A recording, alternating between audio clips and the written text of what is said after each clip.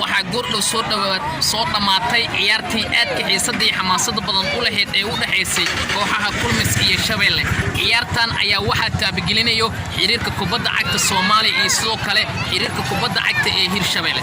waxay u dhaxaysay kooxaha Shabeelle iyo Kulmis iyadoo ciyaartay ka dhacaysay garoonka Xasan Kumaari ee xaafadda waxay ku soo idlaatay barbaro gool la'aan ah bal daawada asxaabta oo dabaaldegaysa.